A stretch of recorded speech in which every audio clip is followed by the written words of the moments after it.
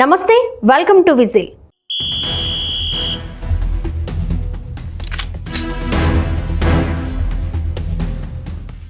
YSR Congress party 5 ఏళ్ల పాటు ఏపీలో అధికారంలో ఉంది. 2019 నుంచి 2024 వరకు సరిగ్గా 5 ఏళ్ల పాటు రాష్ట్రంలో అధికారంలో ఉన్న వైసీపీ ఏపీ ప్రజలకు మర్చిపోలేని పరిపాలన అందించింది. 5 ఏళ్ల పాటు విధ్వంసకర పాలనతో ప్రజలు బెంబేలెత్తిపోయారు. ప్రకృతి కూడా వైసీపీ పాలనకు భయపడిపోయింది. 5 ఏళ్ల పాలనలో కరోనా వచ్చింది. ప్రకృతి వైపరీత్యాలు సంభవించాయి. భారీ వర్షాలకు అన్నమయ్య, పింఛా వంటి డ్యాంలు కొట్టుకుపోయాయి. గుండ్లకమ్మ, పులిచింతల, ప్రకాశం, ధవళేశ్వరం బ్యారేజ్ గేట్లు కొట్టుకుపోయాయి. చివరికి కోనసీమ జిల్లా రైతులు క్రాప్ హాలిడే కూడా ప్రకటించారు. ఇక 5 ఏళ్ల వైసీపీ పాలనలో ప్రజలు పడరాని పాట్లు పడ్డారు. చివరికి చెత్త మీద కూడా పన్ను విధించిన ఘనత వైఎస్ జగన్కే దక్కుతుంది. ఇలా ఎవరైనా ప్రభుత్వానికి వ్యతిరేకంగా మాట్లాడితే చాలు వారిపై కేసులు పెట్టారు, చిత్రహింసలకు గురి చేశారు. చివరికి తెలుగుదేశం పార్టీ కేంద్ర కార్యాలయంపైనే దాడికి తెగబడిన చరిత్ర వైసీపీ నేతల సొంతం. అయితే 5 ఏళ్ల వైసీపీ పాలనలో వ్యవస్థలను సర్వనాశనం చేశారు. ఐఏఎస్, ఐపీఎస్లను తన స్వార్థానికి వాడుకున్నారు జగన్. ఆడించినట్లు ఆడిన అధికారులు ఇప్పుడు ఊచలు లెక్క పెడుతున్నారు. కొందరు అధికారులు సస్పెన్షన్కు గురయ్యారు. 5 ఏళ్ల తుగ్లక్ పాలనలో రాష్ట్రానికి రాజధాని లేకుండా చేశారు. 3 రాజధానులంటూ విచిత్రమైన ప్రతిపాదన చేశారు. అధ్యక్ష, నిజంగా మనం కూడా మారాలి అధ్యక్ష, మనం కూడా మారాలి. సౌత్ ఆఫ్రికా లాంటి దేశం చూస్తే దానికి 3 క్యాపిటల్స్ ఉన్నాయి.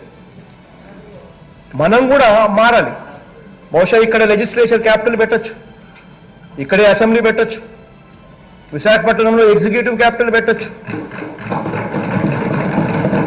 యంత్రాంగం అంతా అక్కడి నుంచి పనిచేయడం మొదలు పెట్టచ్చు, కర్నూలులో హైకోర్టు పెట్టచ్చు.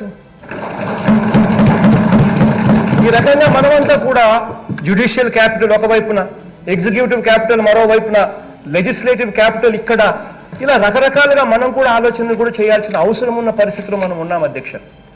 బహుశా ఆంధ్ర రాష్ట్రానికి బహుశా 3 క్యాపిటల్ వస్తాయేమో, ఎగ్జిక్యూటివ్ క్యాపిటల్, లెజిస్లేటివ్ క్యాపిటల్,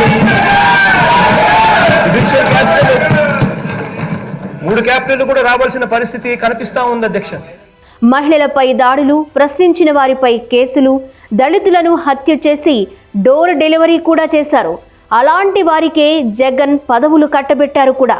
ఇక ఆలయాలపై దాడులు, అంతర్వేది రథం దగ్ధం, హనుమాన్ జంక్షన్లో ఆంజనేయ స్వామి విగ్రహం చెయ్యి విరగ్గొట్టారు. దుర్గగుడిలో వెండి రథం పైన సింహాలు దొంగతనం, తిరుమల శ్రీవారి దర్శనం టికెట్ల అమ్మకాల్లో అవినీతి, ఇలా చెప్పుకుంటూ పోతే లెక్కలేనన్ని. చివరికి నాటి ప్రతిపక్ష నేత టీడీపీ అధినేత చంద్రబాబుపై తప్పుడు కేసులు పెట్టి అరెస్ట్ చేసి 53 రోజుల పాటు అక్రమంగా జైల్లో ఉంచారు. ఇవన్నీ గమనించిన ఏపీ ప్రజలు వైసీపీ నేతలకు ఓటుతో బదిలిచ్చారు. వై నాట్ 175 అన్న జగన్కు వై ప్రతిపక్షం అంటూ జవాబిచ్చారు. దీంతో జగన్ తాడేపల్లి ప్యాలెస్ నుంచి బెంగళూరు యలహంక ప్యాలెస్కు మకం మార్చేశారు. ఇక తాడేపల్లిలోని వైసీపీ ఆఫీస్ కూడా మూసేశారు. అయితే గత ప్రభుత్వంలో జరిగిన అక్రమాలపై కూటమి సర్కార్ విచారణకు ఆదేశించింది. ఇందులో ఇప్పటికే పలువురు కీలక నేతలను పోలీసులు అరెస్టు కూడా చేశారు. వల్లభనేని వంశీ, కాకాని గోవర్ధన్ రెడ్డి, పోసాని కృష్ణమురళి, ధనుంజయ రెడ్డి, కృష్ణమోహన్ రెడ్డి, రాజ్ కేసిరెడ్డి, బాలాజీ గోవిందప్ప, సజ్జల శ్రీధర్ రెడ్డి వంటి ప్రముఖులు జైలుకు వెళ్లారు. ఇక రేపో మాపో వైఎస్ జగన్, భారతీరెడ్డి అరెస్టు కూడా ఖాయమనే మాట బలంగా వినిపిస్తోంది. ముఖ్య నేతల అరెస్టుతో వైసీపీ నేతల్లో భయం మొదలైంది.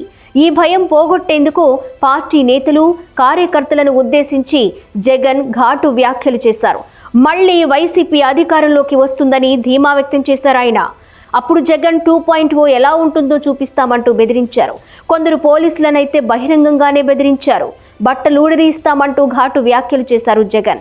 ఒక్కొక్కరి సంగతి తేలుస్తా అంటూ వార్నింగ్ కూడా ఇచ్చారు. జగన్ చెప్పిన మాటలను సీరియస్గా తీసుకున్న వైసీపీ సైకోలు ఇప్పుడు రెచ్చిపోతున్నారు. టీడీపీ కార్యకర్తలపై ఇప్పటి నుంచే దాడులకు తెగబడుతున్నారు. మాచర్ల నియోజకవర్గంలో 2 టీడీపీ కార్యకర్తలను హత్య చేశారు. ఇక మహానాడు సక్సెస్ వైసీపీ నేతలకు దిమ్మ తిరిగిపోయింది. దీంతో మరింత రెచ్చిపోయిన సైకోలు నడి రోడ్డుపై పిచ్చి పిచ్చిగా రెచ్చిపోతున్నారు. 2 రోజుల క్రితం వైసీపీ అధినేత జగన్ ఓ వివాహ వేడుకకు హాజరయ్యారు.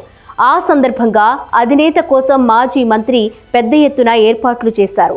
ఇక జగన్ను చూసేందుకు వచ్చిన వైసీపీ సైకోలు పిచ్చి పట్టినట్లుగా వ్యవహరించారు. అటుగా వెళుతున్న చిన్న పిల్లాడి సైకిల్ లాక్కున్నారు. దానిని నేలకేసి కొట్టారు. సైకిల్ డౌన్ డౌన్ అంటూ నినాదాలు కూడా చేశారు. అంకుల్ సైకిల్ అని పిల్లాడు ఏడుస్తున్నా జాలి కూడా చూపించలేదు. సైకిల్ని కాళ్లతో తొక్కి విరగ్గొట్టారు. ఈ సైకోల చర్యలతో ఒక్కసారిగా భయపడిన పిల్లాడు సైలెంట్గా సైకిల్ తీసుకుని వెళ్ళిపోయాడు.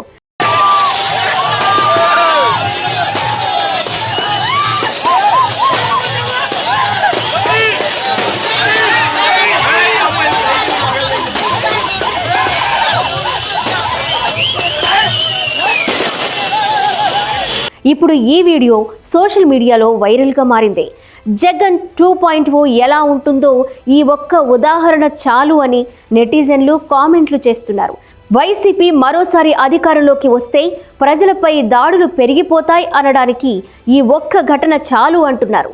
ఇంత దారుణంగా వ్యవహరించిన వారిపై చర్యలు తీసుకోవాలని డిమాండ్ చేస్తున్నారు. చిన్న పిల్లాడిపై మీ ప్రతాపం ఏంటని ఏపీ ప్రజలు తీవ్ర ఆగ్రహం వ్యక్తం చేస్తున్నారు. కొందరైతే సైకో పార్టీనా మజాకా అని కామెంట్ చేస్తున్నారు. ఈ రోజున ఇక్కడ ఇబ్రహీంపట్నంలో ఒక పసిపిల్లవాడిది సైకిల్ తీసుకెళ్తే పైడివాడి పిల్లలు తీసుకెళ్లి ఆడుకొని తొక్కుకుంటుంటే మొన్న 29వ తారీఖున ఈ ఇక్కడ స్థానికంగా ఉన్నటువంటి మాజీ మంత్రి జోగి రమేష్ గారు వారి యొక్క అనుచరులు పిల్లవాడి దగ్గర సైకిల్ తీసుకొని ఆ రోజున వారి కుమారుని యొక్క రిసెప్షన్ కార్యక్రమానికి ఇచ్చేసినప్పుడు చాలా దుర్మార్గంగా పసివాడి పిల్లవాడి సైకిల్ తీసుకుని నేలకేసి పదే పదే కొట్టి సైకిల్ పూర్తిగా డ్యామేజ్ చేశారు. ఈ రోజున ఏంటంటే తెలుగుదేశం పార్టీ ఏంటంటే కొండపల్లి పురపాలక ఆ పసిపిల్లవాడికి ఏదైతే ఉందో ఆ సైకిల్ డ్యామేజ్ ఏదైతే జరిగిందో దానికి రీప్లేస్మెంట్ గా తెలుగుదేశం పార్టీ వారు తీసుకొచ్చి వారి కుటుంబ సభ్యులకి సైకిల్ అప్పచెప్పడం జరిగింది.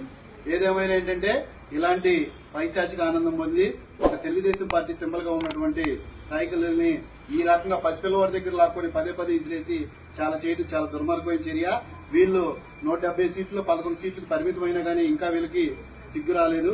ఈసారి అయినా సరే ఏంటంటే ఇలాంటి పరిస్థితులు పునరావృతం కాకుండా దీని మీద చర్యలు కూడా తీసుకోవాలని చెప్పి తెలుగుదేశం పార్టీ నాయకులందరం కూడా మేము కోరడం జరిగింది.